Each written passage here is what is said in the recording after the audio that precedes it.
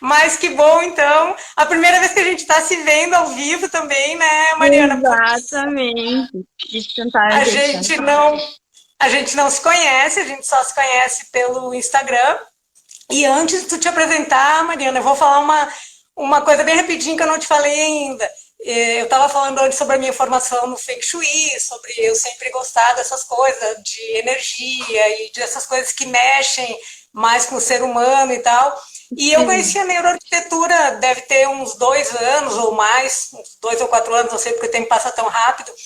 E eu comecei a ler e estudar sobre isso, só que eu achei tão complexo, sabe? E realmente eu acredito que seja complexo, né? Comecei a seguir umas pessoas na internet, ler livros, ler reportagens e tal, mas eu não estava me encaixando, assim, porque eu estava achando uma coisa muito complexa.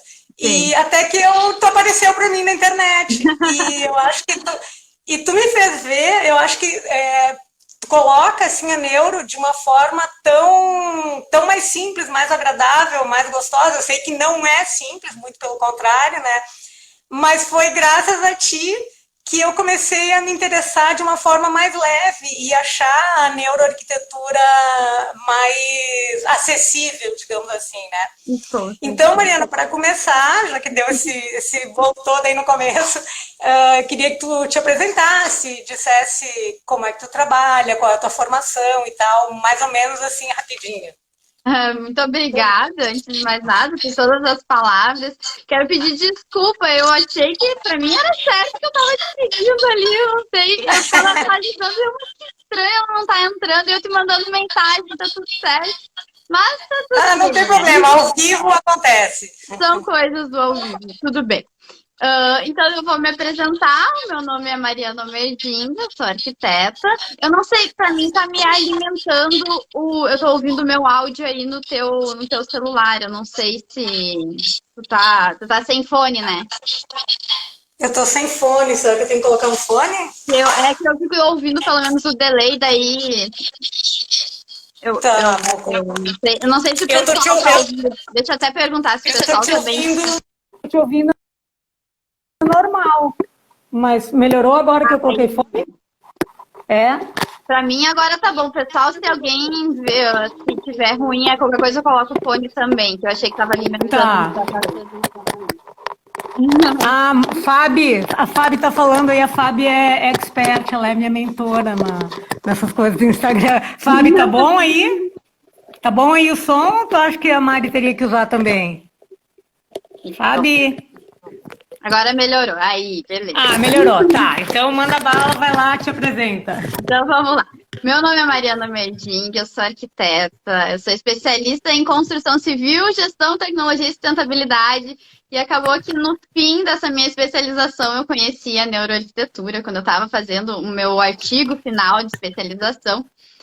E eu coloquei a neuroarquitetura dentro do tema da minha especialização, né? Eu linkei ela com outros assuntos, linkei ela com a certificação WELL, que é uma certificação de caráter sustentável, linkei com um projeto, uma análise de projeto, e aí eu conheci a neuroarquitetura, né? E a partir dali eu me apaixonei. Isso foi mais ou menos em 2018 que eu comecei os estudos, né, dentro dessa área, e lá não existia quase nada de informações de neuroarquitetura, né? Então eu tive que ir catando muita coisa por aí, procurando referências fora e tal. Hoje em dia tem pós, hoje em dia tem cursos, né? Mas ali é muito engraçado, porque faz tão pouquinho tempo, mas mesmo assim isso já se evoluiu bastante ao longo dos anos, né? E lá fui estudando muito por conta, muito com base em pequenas referências que eu tinha, em algumas referências que eu tinha, e tocando então o baile sozinha, né? E dentro disso que eu fui criando, então daí fui vendo, porque daí eu comecei a falar de neuroarquitetura, eu vi que as pessoas começaram a querer saber também como fazer, e sempre me perguntam, como que eu busco referências, né? E enfim. Aí fui compartilhando, daí depois montei e-book, montei curso, e enfim, daí resolvi que eu gostaria de falar de neuroarquitetura mesmo, palestrar, dar aula sobre neuroarquitetura.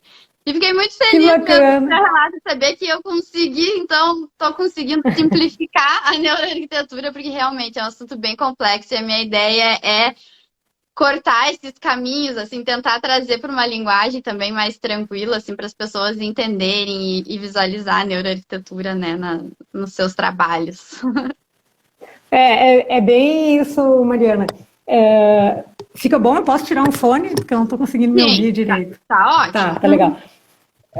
E tu sabe que é bastante similar com a minha história no Feng Shui, né? Já que a gente vai fazer um comparativo, porque quando eu comecei a estudar o Feng Shui é uma coisa que tem mais de 4 mil anos, tem quase 6 mil anos. No entanto, no Brasil, isso há 20 anos atrás, não tinha nem livros, estavam começando a traduzir livros para o português, né? E foi mais ou menos o que tu passaste com a neuroarquitetura, porque a neuroarquitetura, na verdade, não é que seja tão nova, mas ela é muito nova no Brasil, né? Porque as coisas sempre demoram um pouquinho mais para chegar, né? Mas, Mariana, para situar o pessoal aí, fala pra gente de uma maneira bem simples, que só tu sabe falar, o que é, afinal, a neuroarquitetura? Então, vamos lá. A neuroarquitetura, ela estuda como que o ambiente, o espaço que tem ao nosso redor, ele nos impacta o ser humano, a fisiologia das pessoas, né? Como que como que se dá essa relação de espaço-pessoa? Porque a gente está sempre dentro de algum ambiente, seja ele um ambiente fechado, um ambiente externo, não existe corpo desvinculado de espaço, a gente está sempre ocupando algum espaço. Então, a neuroarquitetura, ela estuda como que esse ambiente está impactando as pessoas. Então, por exemplo, assim, quando tu entra em um local que você se sente, sei lá, é um local mal iluminado, tu tem uma sensação desse local ser meio inseguro, o teu corpo, ele te dá respostas sobre essa sensação de insegurança que tu tá tendo. Então, o teu batimento cardíaco aumenta, você pode começar a suar, certas partes do teu cérebro se ativam, outras desativam para tu ficar em um estado de alerta, por exemplo. Então, tudo isso, todas essas respostas fisiológicas que o corpo deu, elas são referentes ao ambiente que tu entrou, naquela situação que tu se encontrou. Então, e a gente pode medir essas respostas fisiológicas. Então, a ideia da neuroarquitetura é justamente isso. Então, é saber quais elementos dos ambientes. Então, daqui a pouco, assim, quais elementos que causam insegurança? Falta de iluminação, talvez ambientes escuros, talvez determinadas formas, porque um ambiente, ele é composto de diversas coisas, né? É por cores, é por formas, é por presença ou não de natureza, é uma composição de coisas, né? Então, não é por isso que vem a complexidade da neuroarquitetura. Mas, de qualquer forma, a neuroarquitetura, ela quer estudar como que todos esses elementos que compõem o ambiente, ele está impactando o corpo fisiologicamente. Que daí são todas essas respostas fisiológicas. Por quê? Porque a ideia é meio que fazer aquele caminho inverso. A gente sabendo que esses elementos impactam o corpo de determinada forma, a gente começa a o quê? Começar a projetar de acordo com o sentimento que você quer causar naquela pessoa, a reação que você quer causar naquela pessoa. Então, daí aí... Eu já ia te perguntar. Eu já ia te perguntar isso agora, porque eu entendi o que faz, o que a neuroarquitetura faz, mas o que ela faz com isso que ela descobriu, né? Do que a gente sente e o que ela faz com isso. Agora tu já está me respondendo. Isso, é uma complexidade, é bem, assim, você pode utilizar ela de diversas formas, né? Mas, assim, digamos, eu digo que a grande filosofia da neuroarquitetura, o grande objetivo geral dela é justamente medir essas respostas fisiológicas, é que, assim, eu não quero dizer medir sentimentos, porque medir sentimentos é uma coisa muito complexa, tu não consegue, assim, medir exatamente, tu mede algumas emoções, assim. Emoções ou reações, né?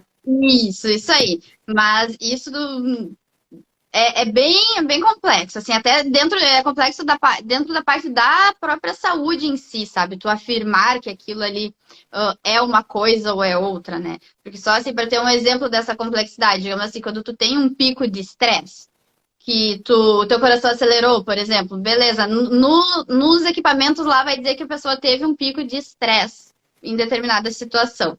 Esse pico de estresse pode ser uma coisa ruim, uma coisa, não gostei, um trauma, alguma coisa que surgiu ali, mas isso pode ser uma euforia muito grande. Estresse não quer dizer exatamente uma coisa ruim. Então, assim, certo. tem muitos caminhos aí. Eu tentei, assim, eu tô tentando, assim, simplificar bastante, assim, só para se entender quais são aonde a neuroarquitetura realmente quer chegar. Então, é de justamente... Pode me interromper. Eu ia te dizer, agora, enquanto tu estava falando isso, eu já fiquei imaginando espaços e reações que eu já tive em determinados espaços, tipo de chegar num espaço muito iluminado e eu me sentir, sei lá, invadida, observada, talvez meio despida, né, desprotegida, ou chegar em espaços que por algum motivo me deixam muito apática, com sono até, sem vontade de conversar, de fazer nada. E assim como tem lugares que tu chega e dá vontade de uhul, né? Exatamente. E eu acho que isso também são coisas, agora falando dessa forma, assim, que a gente tem que levar, como é que eu vou fazer essa colocação? Que nem sempre os espaços têm que ser super alegres, super agitados ou super tranquilos, porque vai depender muito do espaço em si, que a gente está falando do ambiente, tipo um quarto, uma sala, uma academia, várias coisas que eu estou me lembrando aqui agora. E uma coisa, assim, aproveitando que eu queria te perguntar, tu viu, né, Mariana, que eu também não paro de falar, mas de vez em quando me interrompe, senão tá. É que eu tenho muitas curiosidades, então eu vou fazendo muitas perguntas. Claro. Mas depois a gente abre para o pessoal que se quiser perguntar também, assim, um pouquinho mais tarde. Tá falando aqui até a Venê, que até a temperatura do ambiente mexe com a gente, com certeza, né? Você tá morrendo de frio, tu já não te sente bem, e com calor, mesma coisa, né?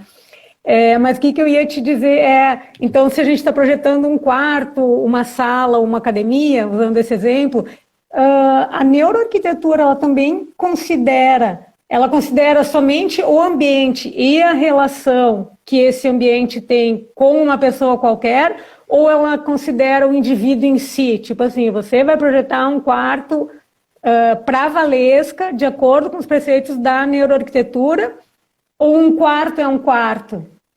Não, é que assim, a gente precisa levar em consideração as individualidades, com certeza. Por exemplo, você vai fazer uma pesquisa científica, uma pesquisa de laboratório, tu não vai conseguir fazer essa coisa, porque assim, acaba se tornando inviável tu fazer, digamos, uma pesquisa de laboratório para uma pessoa, para, digamos, projetar um quarto, tá? Não, desculpa te interromper, eu estava falando daí já não na pesquisa, digamos assim. Ou eu não te entendi bem, porque eu estava te perguntando isso em relação ao projeto. Agora você, Mariana, neuroarquiteta, cada projeto, eu estou te perguntando isso porque eu realmente não tenho esse conhecimento que tu tem, para cada projeto que você, como neuroarquiteta, vai fazer, vai existir uma pesquisa específica ou você está utilizando dados que já foram feitos em pesquisas maiores, com mais pessoas e tal? Isso, é que assim, ó, eu digo assim, tem quando tu começa a estudar neuroarquitetura, tu tem alguns lados que tu pode ir, tá? Agora, só para dar um parênteses nisso, eu vou falar sobre a parte de projeto, tá? Mas tem a parte, digamos, de pesquisas e a parte, digamos, de projetos, que daí eu digo que são baseados em conceitos da neuroarquitetura, que não é exatamente uma aplicação da neuroarquitetura. Quando para tu aplicar a neuroarquitetura, tu teria que fazer essa medição dessas respostas, tu teria que ter essa capacidade de leitura dessas respostas, e enfim, daí para tu fazer, daí tu acaba sendo um trabalho, digamos que científico, tá? E daí tu precisa toda uma metodologia para ser criada e validada, e enfim, ok. Pô. Agora pra gente botar para a vida real, para trazer isso para dentro dos projetos, tá? Eu trato sempre como 3 grandes pilares que a gente ia falar ali até, né? Mas eu já vou puxar agora esses pilares para exemplificar essa parte dos projetos, tá?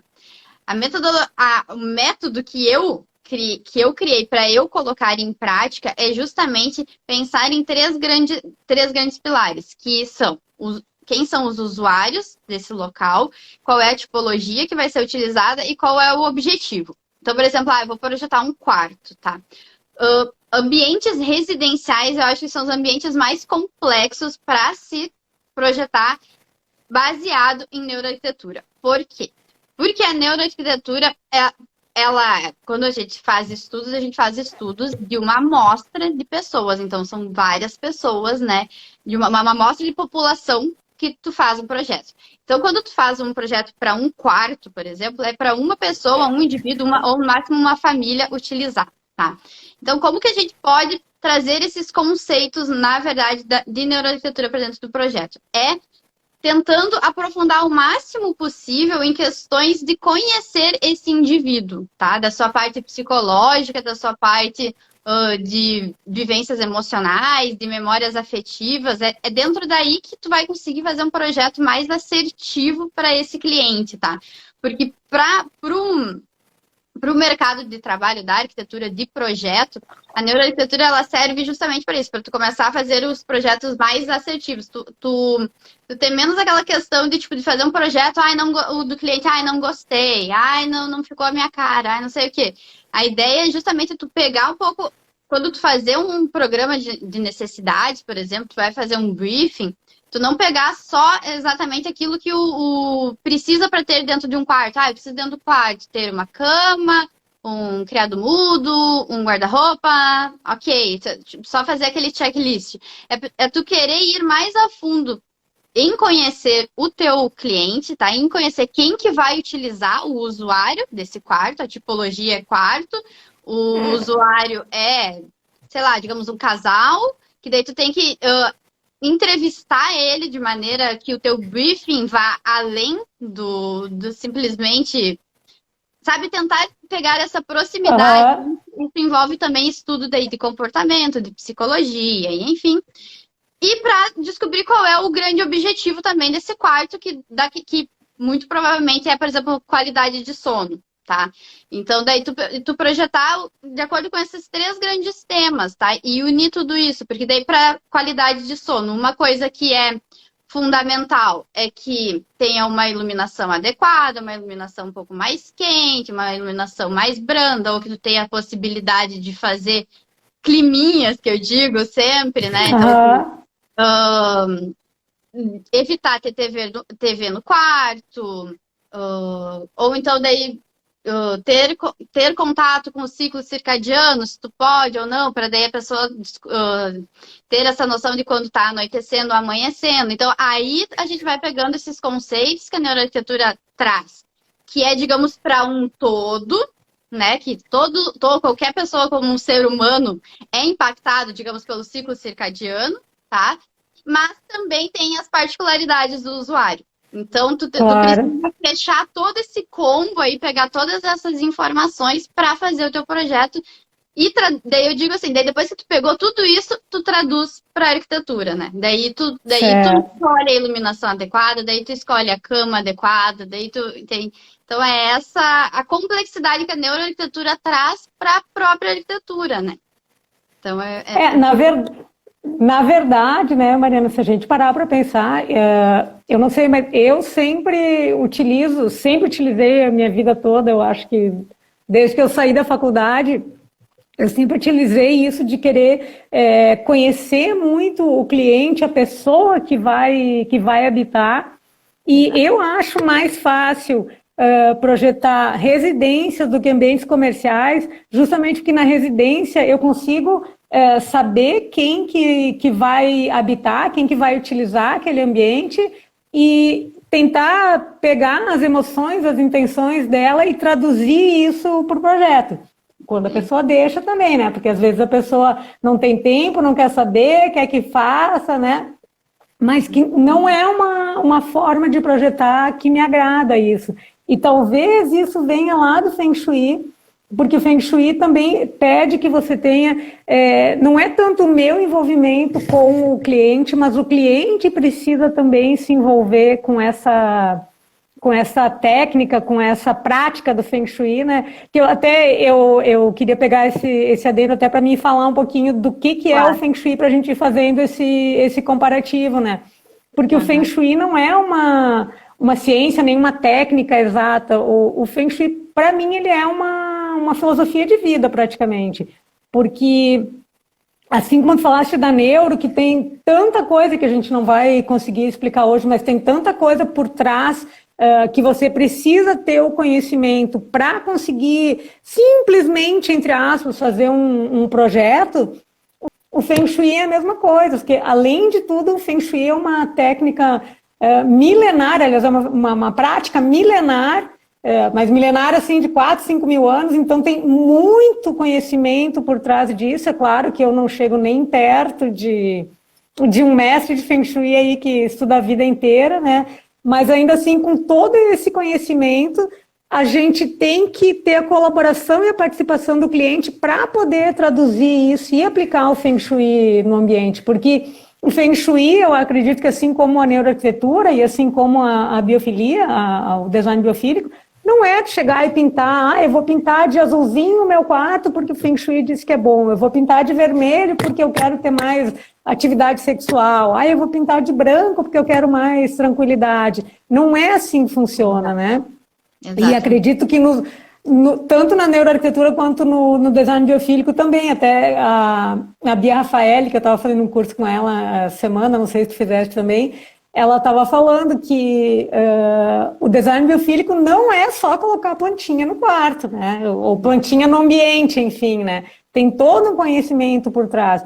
E é importante que o cliente tome, a gente assim, falando para cliente, não falando para arquitetos, mas é importante que o cliente tome consciência disso, de que no momento em que ele contrata um profissional, que ele tem o interesse de trabalhar com neuroarquitetura, com biofilia, ou com o Feng Shui, ele tem que se envolver nisso e ele tem que saber que o profissional também tem um trabalho grande, um tempo grande por trás disso, ao contrário da maioria dos projetos que se faz hoje em dia, que são projetos de produção em série, né? Muita gente tem lá, nada contra, mas um estagiário, alguém assim que vai projetando, vai entregando, vai para a marcenaria e tal, o cliente vê a coisa pronta, e tá ali o projeto, e aí ele acha bonito, esteticamente bonito, mas que na verdade não tem nada dele por trás. Não, né? Tem identificação.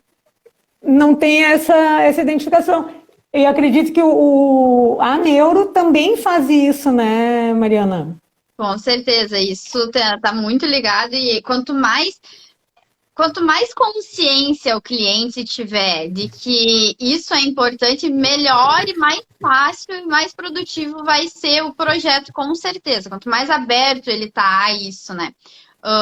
Que nem estava falando, por exemplo, da parte residencial, a parte residencial acaba mexendo bastante com o íntimo, né, das pessoas. Quando a gente vai para uma parte comercial, por exemplo, institucional, tu consegue dentro da neuroarquitetura, por exemplo, tu consegue ter uma visão, assim, tu também quer uma aproximação mais humana, até mesmo de funcionários, dos mais variados tipos de funcionário, porque daí aí o usuário da edificação não é exatamente uma pessoa, é um perfil de pessoas, né? Então, por isso que às vezes eu falo, tu definir o usuário não é tão simples assim, né? Às vezes definir o principal usuário de uma edificação é um grupo de pessoas.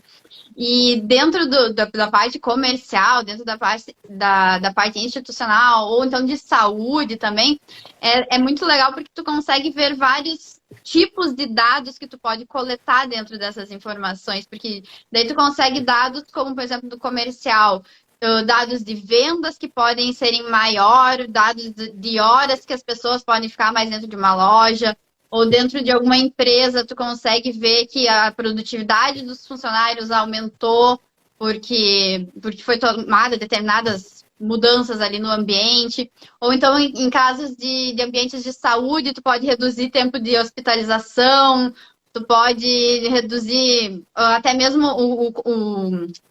não é o consumo, mas o consumo, digamos, de medicamentos. E, enfim, tudo isso Isso tudo fica muito interessante, assim, para todas as tipologias, né? Mas como eu estava falando também, de ter essa proximidade, assim, com as pessoas, com certeza é muito importante, e isso parte muito da gente quanto mais a gente tiver essa curiosidade de descobrir sobre técnicas e psicologia, até mesmo porque não é sempre que a gente consegue captar isso dos clientes, né? Nós, como arquitetos, a gente acaba sendo ensinado lá na faculdade a fazer projeto, a ser técnico. Mas ninguém te ensina lá na faculdade a como tratar com o cliente, como saber como o que lidar com o ele cliente. precisa. A gente acaba fazendo um projeto, tipo, faça essa casa, receba essa casa. Mas não é assim. Não adianta tu pode até vender aquela casa daquele jeito, mas o cliente, quando ele estiver usufruindo daquilo ali, ele vai ir colocando as coisas do jeito dele. Então, não é o ideal, não seria a gente já fazer uma casa do jeito da pessoa, né? Então, mas daí tu captar o jeito da pessoa, a personalidade da pessoa, vai de tu ter...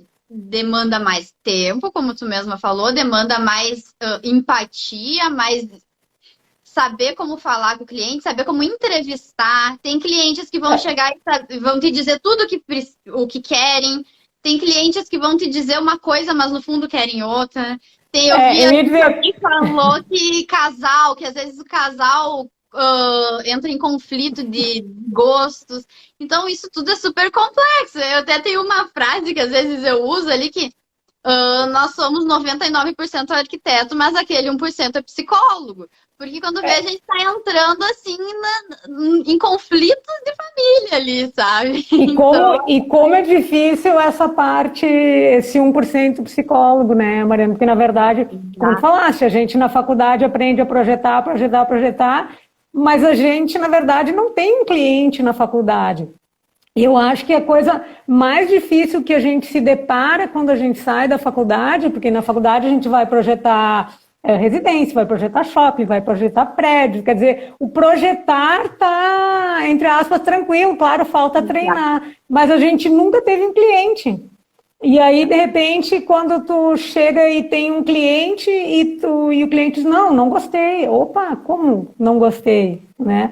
E a dificuldade também que eu acho que o cliente tem de entender o quanto ele precisaria se envolver ou o quanto ele precisaria estar presente nesse projeto. Né? Eu gosto muito de fazer reuniões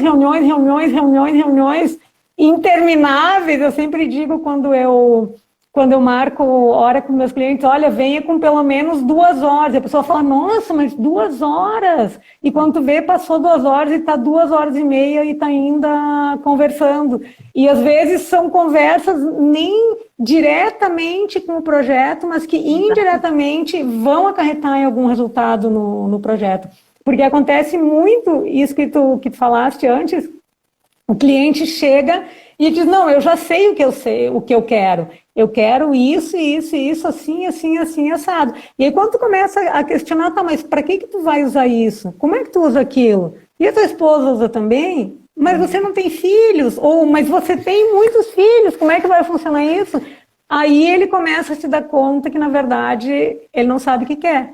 Exato. E aí tu tem que direcionar ele para o que ele quer. Né? Isso, para mim, para o meu entendimento leigo, também é um pouquinho de neuro, né? Porque além da psicologia, né? Porque eu acho que tanto os projetos de neuroarquitetura, quanto os projetos de Feng Shui, quanto os projetos de design biofílico, são projetos totalmente humanizados, né? Que é uma coisa que não estava mais muito acontecendo hoje, ou talvez não esteja mais muito acontecendo, quando as pessoas estão entrando nisso de projetar, e de os clientes quererem as coisas rápido, não ter esse tempo de amadurecimento e saírem realmente coisas completamente impessoais, né?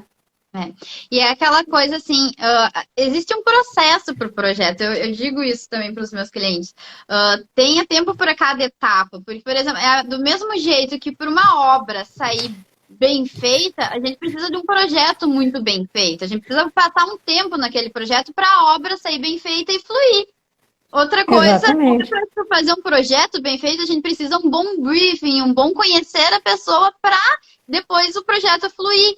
E isso era uma grande dificuldade que eu tinha na época lá de faculdade, anos atrás, que era justamente quando eu sentava ali no papel em branco, tá, eu tenho que projetar, a ideia era sempre coisas, né, gigantescas, né? Eu tenho que projetar uma coisa, sei lá, um shopping.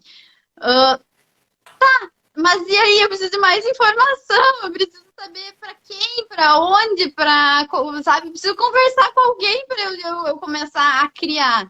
Pelo menos para mim, eu sempre tinha essa vontade. Daí, depois que eu descobri a neuroarquitetura, como tu disse ali, acredito que o Feng Shui tem muito disso, que são áreas que tratam dessa empatia, tratam de entender o outro e querer fazer de acordo com o outro.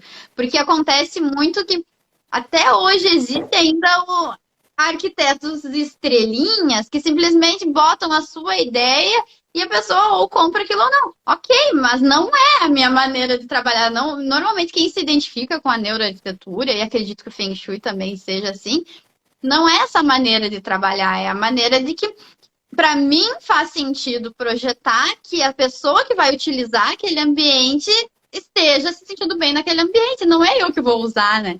Então, é bem por aí, assim, eu acho que toda esse estudo de comportamento das pessoas e, enfim, acaba validando e acaba valorizando muito mais, assim, tipo, melhorando muito mais os projetos, sabe? Eu, pelo menos, eu senti isso ao longo da jornada. Com certeza, com certeza. E isso foi uma das...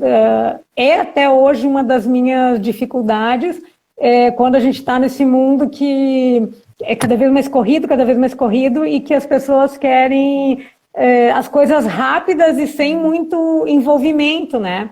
Mas também eu acho que com essa história da pandemia teve duas coisas, né? Vou devagar um pouquinho aqui agora. Teve essa demanda dos projetos online, né? Porque a gente estava aí no isolamento e tal.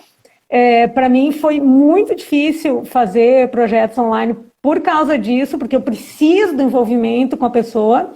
Por mais que converse, podia fazer uma chamada de vídeo, alguma coisa assim, e eu até projetei algumas coisas assim, mas não é o que me satisfaz. É um projeto que acaba saindo, às vezes, mais rápido, porque o cliente não teve muito contato, ele também não quer ter, aí para ele qualquer coisa tá bom, né? E esse é o cliente que normalmente ele quer que seja bonito, né? Ele quer que seja esteticamente bonito. E o resto ele não se importa. Só que ele não se importa, mas isso vai impactar nele. Ele vai sentir isso de qualquer maneira, né? E tu sabe que logo que eu comecei a utilizar o Feng Shui, assim, isso há muitos anos atrás, no começo eu falava para as pessoas, olha, eu uso esta forma, assim, assim, assado, dava alguma coisa para a pessoa ler, explicava o que era e tal, aí a pessoa dizia, eu quero, eu não quero e tal, né? Depois eu parei de falar, eu comecei...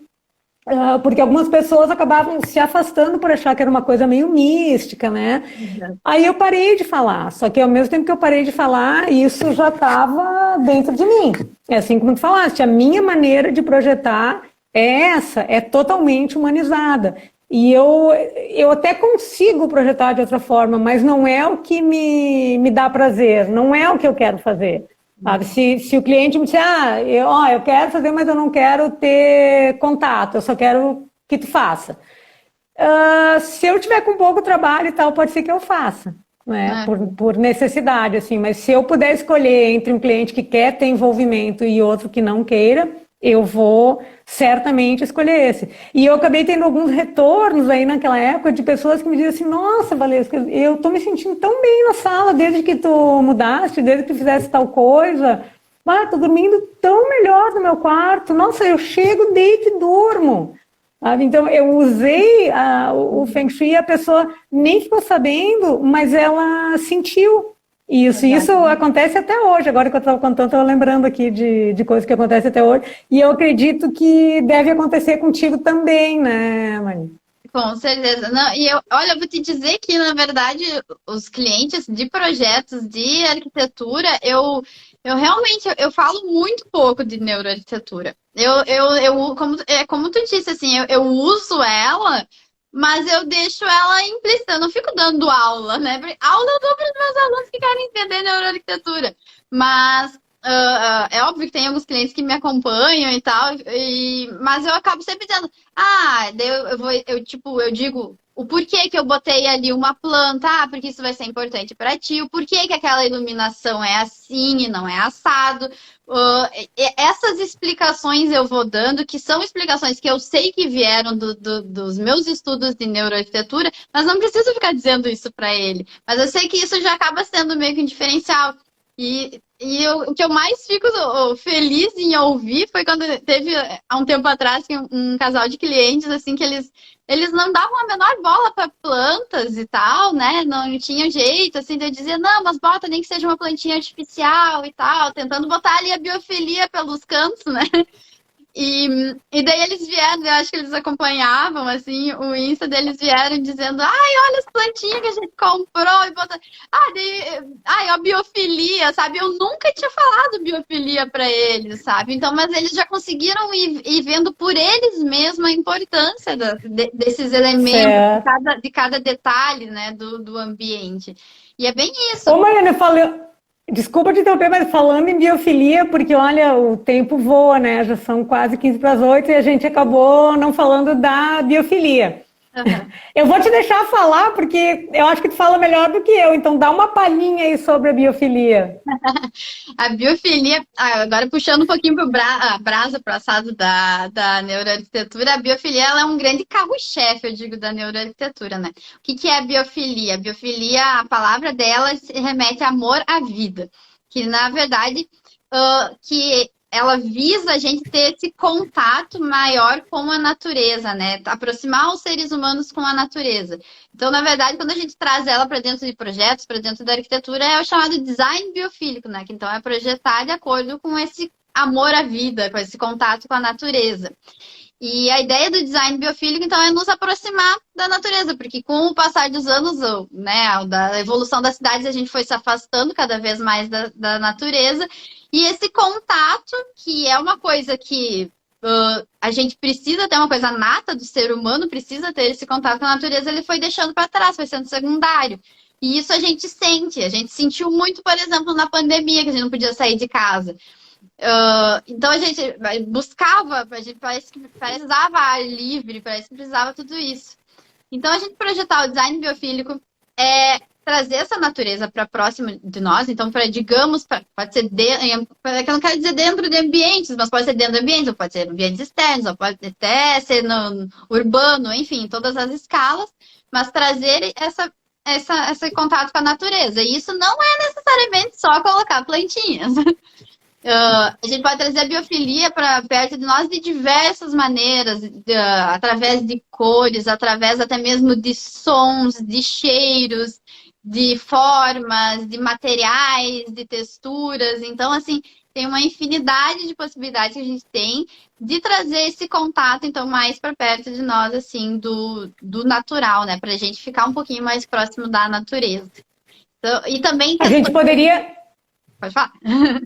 A gente poderia dizer que o design biofílico aplica, digamos assim, aplica o resultado da neuroarquitetura, não?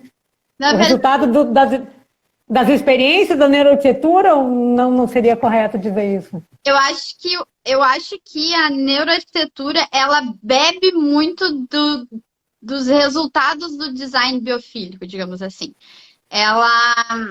Porque assim, a gente vê, querendo ou não, a maioria das decisões de projeto, dos elementos do ambiente que trazem melhores resultados de bem-estar, porque querendo ou não, a gente pode projetar querendo fazer qualquer tipo de sentimento para a pessoa, mas normalmente a gente quer trazer um sentimento de bem-estar, por exemplo. A maioria deles, eles trazem referência à natureza. As maiores comprovações que se tem são as que são vinculadas com a natureza, né? Então, assim, o próprio contato com a natureza já se é comprovado que é benéfico para o nosso corpo, que ele traz relaxamento, que ele traz sensação de bem-estar. Aí, quando a gente vai falar de cores, que é outra variável do ambiente... Mas a gente acaba percebendo que as cores da natureza também é uma coisa, porque cores é complexo, é polêmico, eu sempre digo que cores é polêmico. Mas uma das coisas é que, tipo, as cores da natureza também tendem a ser mais bem aceita para o maior número de pessoas, digamos assim. Daí a gente vai falar daqui a pouco de ambientes multissensoriais, né? Ambientes que exploram além da nossa visão, o nosso olfato, o nosso tato, a nossa audição.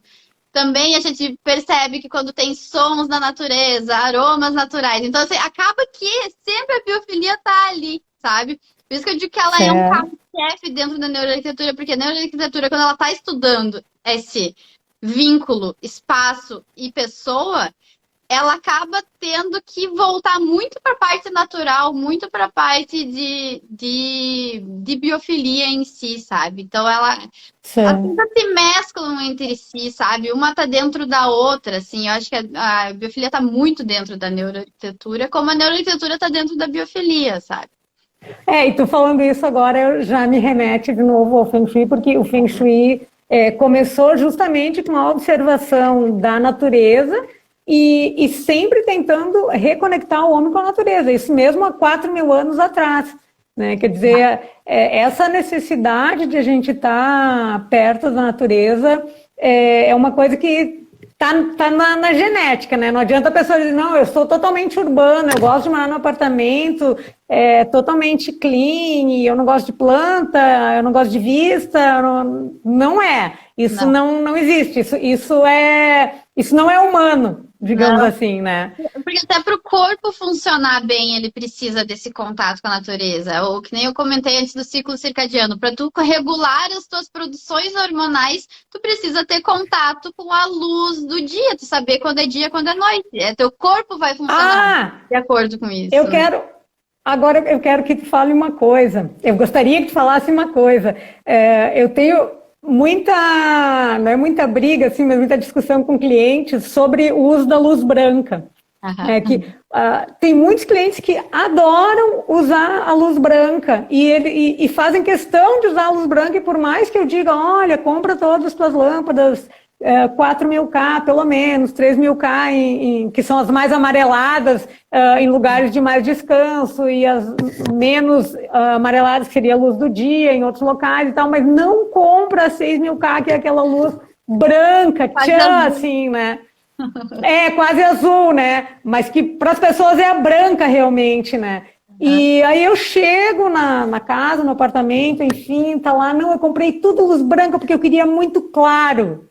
Gente, isso não tem a ver com claro. Não. Exato. É uma questão assim, para iluminação bem básica, digamos assim, as luzes para a gente relaxar seriam as luzes mais amareladas, e as luzes para a gente estimular são as luzes mais claras, que as luzes mais brancas, né, no espectro de cor, assim, temperatura de cor. Por quê? Porque a gente tem essa relação com o ciclo circadiano. A luz do sol, quando tu faz toda a volta ali, às 24 horas, digamos assim, a luz do sol, ela começa com uma temperatura de cor, ela começa um pouquinho mais clara, um pouquinho mais clara, daí depois, ao fim do dia, ela vai ficando amarelada, daí tem aquela golden hour, que é aquela luz bem dourada no fim do dia, daí anoitece e escurece e fica sem luz. Mas ela nunca tá branca, né? Não, toda essa mudança de cor que tem da luz, é isso que faz com que através dos nossos olhos, vai lá para o nosso cérebro e ele consegue entender que está na hora de produzir cortisol ou melatonina, que daí a melatonina é o hormônio de sono quando está baixando a luz, ou cortisol quando está clareando, e acordando. Através de tudo isso. O que acontece? A gente está dentro de ambientes onde a gente tem iluminação artificial. A iluminação artificial, ela impacta nessa produção de melatonina, né? Então, ela não acaba com a tua produção de melatonina, porque ela continua sendo produzida, por exemplo, mas ela impacta de maneira bem irregular. Por isso que, por exemplo, ficar na frente de luz de celular e de TV, que é uma luz azulada, que é essa luz branca, digamos assim, ela é prejudicial, porque sim, ela prejudica a produção de melatonina, né? Então, tudo isso é impactado. Daí, assim, por exemplo, se tem um cliente que tem um pouco dessa resistência da cor da luz, porque acha que não vai ficar claro o suficiente, porque gosta de ambiente bem iluminado, beleza, só que a questão da iluminação do ambiente é uma questão muito mais da disposição das cores do que da cor, da temperatura de cor da luz. E a temperatura Exatamente. de cor e também da intensidade da cor, né? E de como ela vai estar sendo colocada. Tu pode botar ela de uma maneira mais direta ou de uma maneira mais difusa. Enfim, daí tem uma infinidade de coisas de climinhas que o arquiteto pode propor ali, né? Mas não é exatamente a temperatura de cor, que ficaria bem mais agradável sendo amarelada em ambientes de descanso, né? Certo. Mari, está acabando o nosso tempo. Eu tenho aqui, eu acho que algumas perguntas das pessoas na tela. Deixa eu só dar uma roladinha aqui. Claro.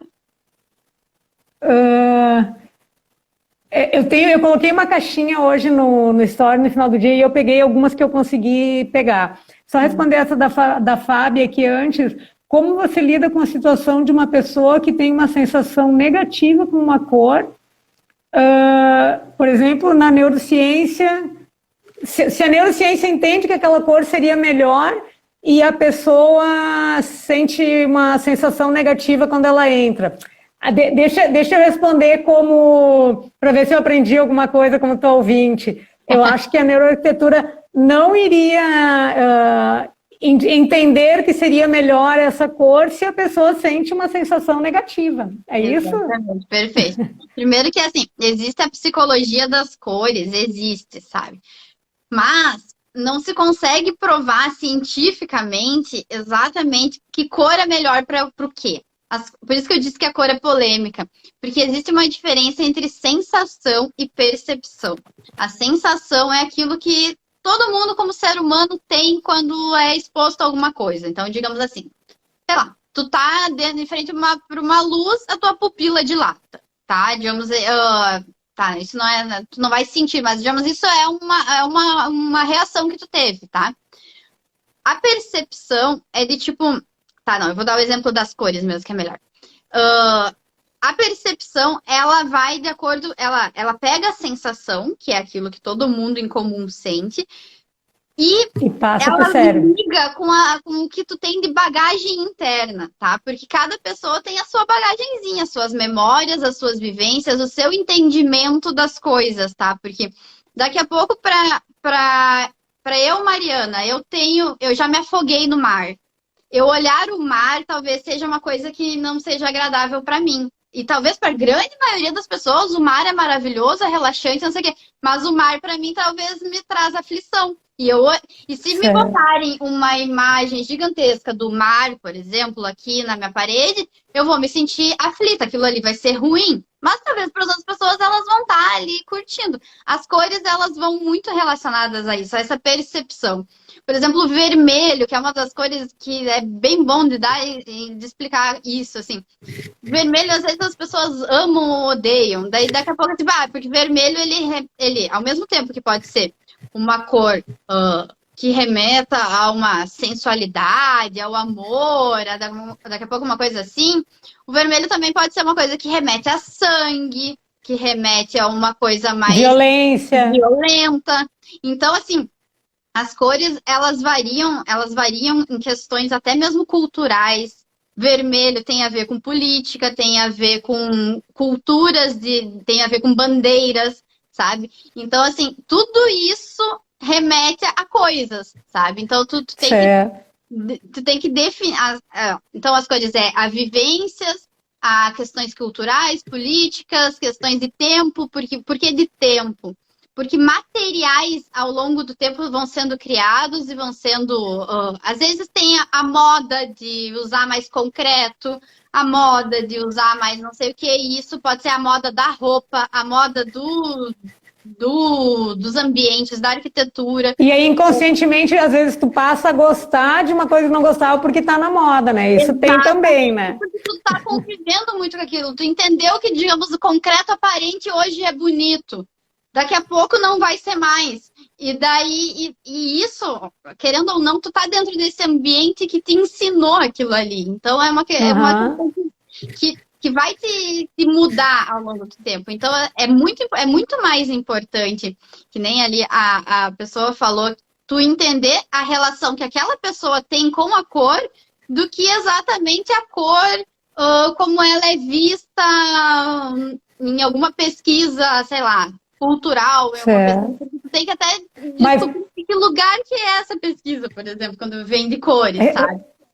Porque é diferente uma respondendo para. pesquisa do Brasil, uma pesquisa do Japão, Certo. sabe? É bem complexo, assim.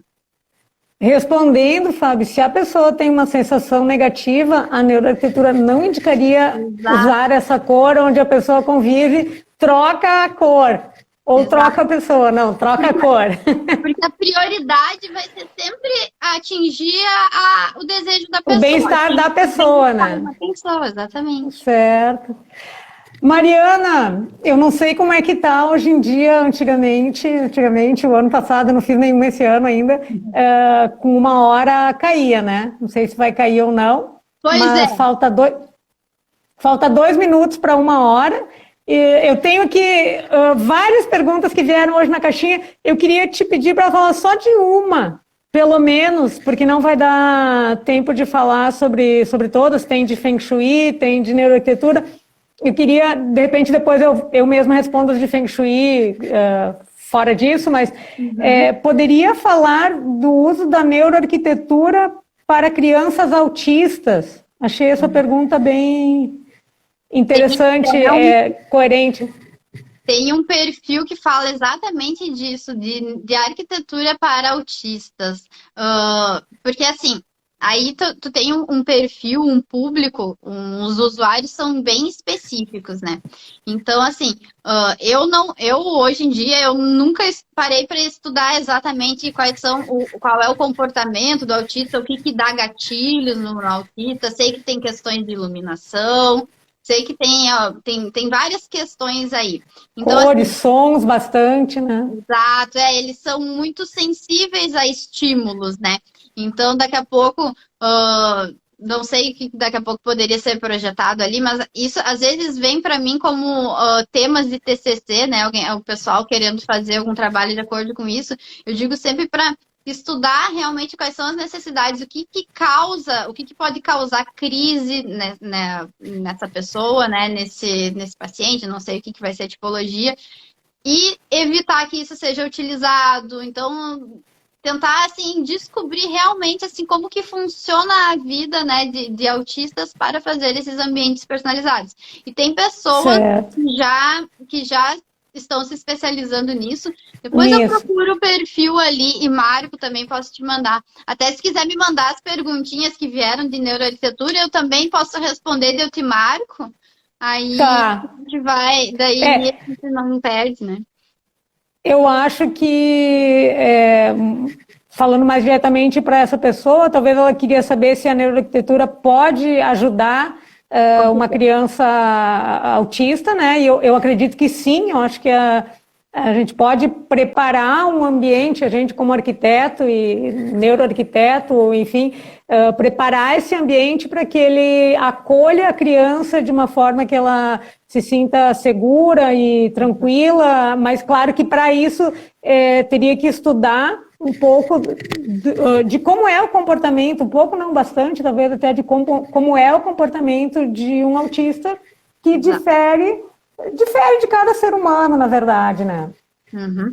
Mari, não, pode complementar, desculpa. Não, eu ia dizer só que com certeza a neuroarquitetura tem muito e tem bastante estudo sendo desenvolvido nessa parte de autismo, de como o ambiente pode melhorar, né, essa qualidade de vida para as crianças.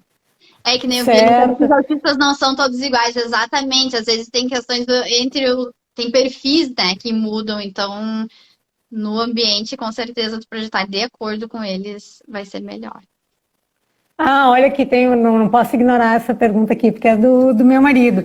A neuroarquitetura e mesmo a biofilia pode influenciar em determinadas doenças crônicas, tipo obesidade, câncer e outras?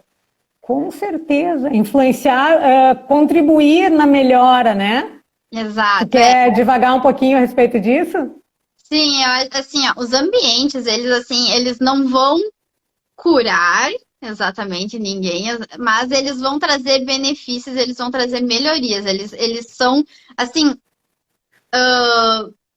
são agentes que vão trazer realmente a melhor qualidade. Então, assim, não tem por que não pensar neles de acordo com as necessidades. Então, assim, daqui a pouco a pessoa está fazendo um tratamento ali para câncer, a pessoa está mais debilitada, ela precisa alguns cuidados especiais, isso é muito importante, de deixar aquele ambiente mais agradável possível para a pessoa, porque ela já está sofrendo uma coisa maior, entende? Então, a ideia da neuroarquitetura é isso, é tratar sempre... A arquitetura em si, ela é meio coadjuvante no mundo de todo mundo. Ela é cenário de tudo da nossa vida. Cenário de tudo. Então, se a gente tem esse cenário bom, mais agradável possível, ele vai ser melhor para qualquer situação que tu tá passando na tua vida. Ainda mais quando há questões assim de tu estar fragilizado, de tu estar debilitado. Com certeza, quando tu melhora o ambiente ao teu redor, isso já dá um up, né, na vida, assim. Acho que é muito legal ter esse olhar. Eu até vou aproveitar usando o exemplo dele, né? Ele trabalha meu Deus, com nefrologia, ele está numa clínica de diálise, e a clínica era num subsolo, a parte da diálise era num subsolo, e tinha janelas bem altas.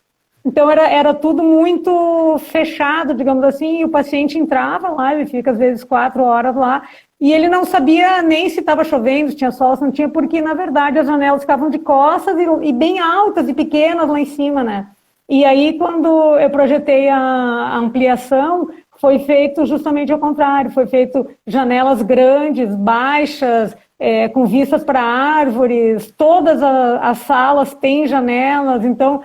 dá para ver, tanto nos pacientes, agora eles estão lá sentados 3, 4 horas fazendo diálise, eles estão olhando para fora, eles estão olhando para árvores, eles têm a luz natural entrando, que antes não tinha porque era pouca luz, eles têm ar, porque tem uma ventilação cruzada, né? E isso tudo, claro, não foi feito nenhum experimento a respeito da melhora deles, né? Mas eu tenho certeza, entrando lá já dá para ver essa diferença, e eu acho que também os funcionários que trabalham lá e que passam muito mais tempo do que os pacientes nesse local, inclusive, né? E não ia tinha comentado ele também sobre obesidade, essas coisas. É incrível como os ambientes eles podem mudar comportamentos dependendo do jeito que ele foi projetado. Agora, digamos assim, imagine numa escala urbana, tá? Tu ter, por exemplo, quando tu promove, tu promove, mas tu dá para a população mais ciclovias, as pessoas tendem a usar mais bicicleta. Aumenta, Porto Alegre dá para ver isso completamente, no que começaram a colocar a ciclovia, no que reformaram a orla, é virado em bicicleta.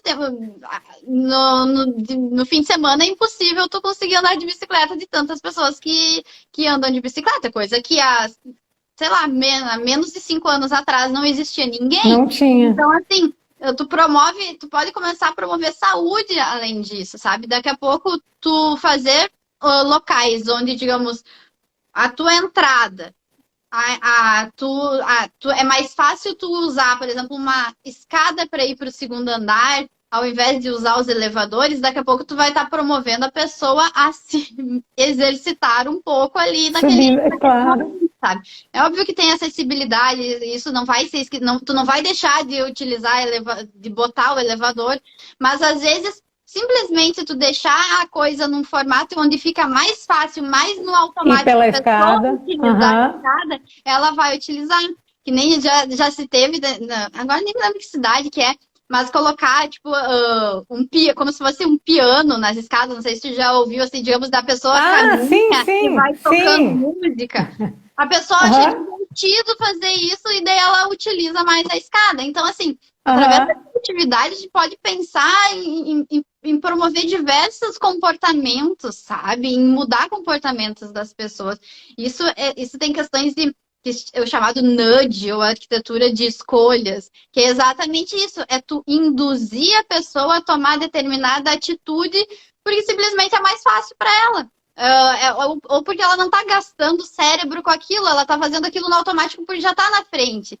É a mesma coisa quando tu chega num lugar, tu tem um buffet, por exemplo, sei lá, se tu bota a salada na frente e o doce lá no fundo, a pessoa talvez nem vai ver muito doce, já pegou a salada. Mas se tu bota ali um monte de doce na frente, é mais provável que a pessoa vai querer pegar um doce. Mesma coisa na fila do mercado. Por que tem os chocolates ali do lado do É, caixa? eu ia usar esse exemplo. Tu tá Eu ia esperando. usar esse exemplo agora mesmo.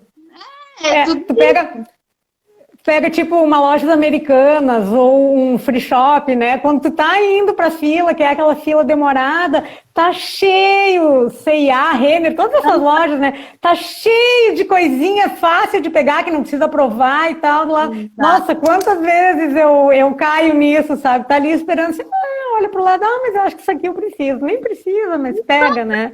cai. A gente É simplesmente pela disposição, pela a gente disposição sabe que aquilo foi projetado para isso e mesmo assim tu vai cair. Porque sofrente. É do ser humano. É verdade. Outro exemplo que a gente pode usar rapidamente aqui são os shopping centers, né? Por que os shopping centers são propositalmente completamente fechados? Porque são feitos para que quando tu entra lá, tu esqueça do dia. E por isso que no shopping a gente passa muito mais tempo comprando do que se for numa loja de rua, porque tu esquece, tu não tá vendo se tá chovendo, se tá frio, se tá calor, a temperatura é igual, a iluminação é igual, né? Então, quando tu viu, já é noite e tu tá indo lá. E outra coisa, e são super iluminados para te estar bem adrenalinado e com vontade de comprar, né? Para te não estar cansado, agora já vou embora e tal. Não, parece que tá uma coisa sempre assim, a mil, né? Eu estava olhando aqui agora, eu esqueço de rolar para cima. A Rosemary Bump está falando, ela é fonoaudióloga, que os autistas não são iguais, né? Cada um tem o seu perfil. Então, claro, como uma pessoa qualquer, cada um é diferente e teria que ser estudada essa pessoa em específico, né? Exatamente. Que agora eu tô vendo aqui as pessoas, gente, a gente nem falou, né? Aline, minha fisioterapeuta, obrigada por você ter entrado. Olha só, tanta gente, que legal. Gente, Mariana, eu quero te agradecer. Eu te falei que ia ser pouco tempo, né? A gente começa a falar e mesmo a gente tentando ser sucinta e tentando simplificar as coisas, acaba indo muito além, né? Se alguém quiser rapidamente aí tirar uma dúvida, fazer alguma pergunta nos últimos minutos, tem alguma chance? E enquanto isso, Mariana, eu queria que tu falasse rapidamente para aproveitar aqui sobre os teus cursos, que eu sei que tu também dá curso de neuroarquitetura, mentoria e tal, né? Se tu quiser aproveitar para falar um pouquinho a respeito disso para o pessoal conhecer também. É claro. Eu tenho um curso que eu criei, sou mentora e tem várias aulas bônus com convidados especiais também, que é o curso Intro NeuroArc, que é um curso para quem quer começar a entender o que é neuroarquitetura. Então, a gente fala sobre todos esses aspectos, fala do funcionamento do corpo, fala de como fazer também um bom briefing, como todos esses tópicos. Tem aula de biofilia, de iluminação, de formas, de ambientes multissensoriais. Tem como que está a neuroarquitetura no mundo, como pesquisar a neuroarquitetura. Então, assim, tudo aquilo que eu não tive naquele começo, que eu tive que ir abrindo mato, foi basicamente tudo que eu pensei para colocar dentro desse curso, assim, né? Que legal. E cada vez mais eu estou sempre trazendo informações, e agora sim estou com um time de pessoal falando sobre vários assuntos. Tem neurologista falando sobre a questão desse vínculo do cérebro com os ambientes. Tem oftalmo falando de como que funciona a visão, então por que ela é tão importante, como é que ela se processa, os nossos sentidos, né? Como é que eles se processam, assim, de acordo com os ambientes. Tem aula, tem de Feng Shui, tem de Yoga, tem de vários assuntos. E eu tenho também um e-book, o Entenda a Neuroarquitetura, né? Para quem daí quer daqui a pouco começar a estudar mais sozinho, mais, né? Começar mais calmo, digamos assim, também, que é como se fosse uma... Para depois aprofundar. Para depois aprofundar uma apostila, digamos assim, do curso, né? Então, também tem o e-book Entenda a Neuroarquitetura. Quem quiser ver, pode olhar no meu site, no marianahome, com 2ms.com.br, que tem tudo lá. Eu falo sobre o curso, falo sobre o e-book. E também eu dou consultorias, né, sobre neuroarquitetura, para quem quiser tirar dúvidas. Normalmente as consultorias são de 2 horas, mas isso dá para conversar também. Se alguém quiser ajuda para como aplicar no seu escritório, ou se daqui a pouco é estudante e quer botar no seu TCC, isso eu adoro também falar, eu acabo falando bastante com estudantes, e Que quer legal, que legal. estudar, de fato, botar a neuroarquitetura dentro dos seus trabalhos, né? E, enfim, E que é daí muito importante que cada vez mais, né, o pessoal que vem por aí esteja mudando essa concepção e de fazer uma arquitetura mais humanizada, né? De sair dessa máquina de projetar. exatamente. Não, eu vejo assim um movimento bem grande assim por parte dos estudantes. Como a neuroarquitetura ainda não está bem dentro das universidades, ela está começando a entrar agora. Já tem agora mas enfim, dentro da faculdade de arquitetura ainda está começando, ainda está engatinhando, mas eu vejo que os estudantes já querem, né? Que Então, legal. estudar por si só, assim, então eu dou uma mão também para eles dentro disso. Estou preparando aí alguns produtinhos por parte disso, mas ainda está em processo. Em breve vai Que ter. bacana, Mariana. Eu vou fazer só uma selfiezinha para a gente ficar aqui. Vou colocar Oi! Opa! Vou colocar o teu arroba no story, assim que a gente acabar. E o pessoal pode ir lá, pode seguir, pode se informar. Quem quiser saber um pouquinho mais a respeito, eu super recomendo dar uma passeada pelo Insta da Mariana para entender um pouquinho melhor. Mariana, Isso. muitíssimo obrigada por ter aceito meu convite. Adorei conversar contigo, ficaria conversando por horas, mas eu acho que todo mundo já está cansado de ficar aqui. E quem sabe uma hora a gente marca um bate-papo pessoalmente. Exato. Não, eu que agradeço o teu convite. Também, qualquer coisa, se quiserem, entra no link ali do meu perfil. Dá ali uma stalkeada que vocês vão achar bastante coisa. Tem coisa no YouTube também. E eu agradeço de coração também o convite. Adorei bater esse papo. Como tu disse, eu ficaria horas e horas. Teria muita coisa ainda para falar, né? E não acabaria. Eu teria muitas perguntas. E qualquer coisa, mandem as perguntas que a gente vai respondendo também.